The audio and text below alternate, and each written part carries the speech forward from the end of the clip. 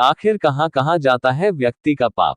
नमस्कार मेरे प्रिय दर्शकों, आपका स्वागत है गुरु ब्रह्मा गुरु विष्णु चैनल पर। आज इस छोटे से कहानी के माध्यम से ये बताना चाहते हैं कि हम जो भी अन्न ग्रहण करते हैं उसे बेहद शांत चित्त से करना चाहिए, क्योंकि जैसा लेंगे हम अन्न वैसा ही होगा हमारा मन।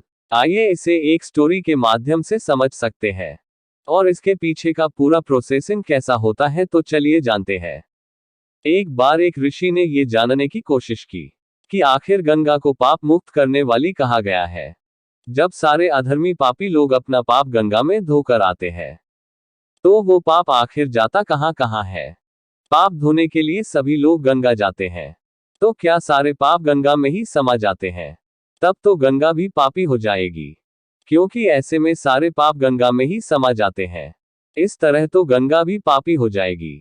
इसलिए एक महान ऋषि ने ये जानने के लिए आखिर पाप जाता कहां है, तपस्या की।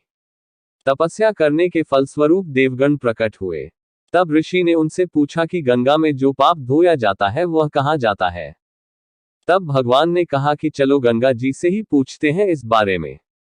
ऋषि और भगवान दोनों ने ही गंगा जी से पूछा कि हे गंगे, सब लोग तुम्हारे यहाँ पाप धोते हैं और वो पाप से मुक्त हो जाते, क्योंकि आपको वरदान है जो पापी व्यक्ति गंगा में स्नान करेगा वो पाप मुक्त हो जाएगा।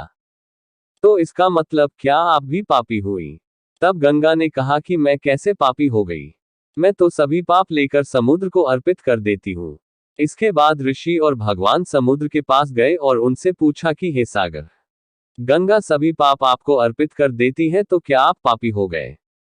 तब समुद्र ने कहा कि मैं कैसे पापी हुआ, वो सभी सारे के सारे पाप को भाप बनाकर बादल बना देता है। आप लोग बादल के पास जाओ।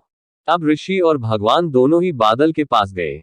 उनसे पूछा कि हे बादल, समुद्र पापों को भाप बनाकर बादल बना देते हैं, तो क्या आप पापी हुए?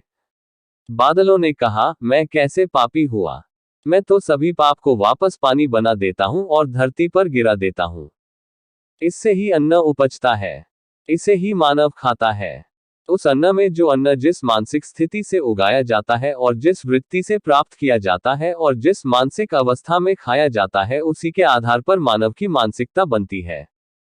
यही कारण है कि कहा जाता है कि जैसा खाया अन्न वैसा बनता मन। जिस वृत्ति से अन्न प्राप्त किया जाता है और जिस मानसिक अवस्था में खाया जाता है, वैसा ही विचार मानव का बन जाता है।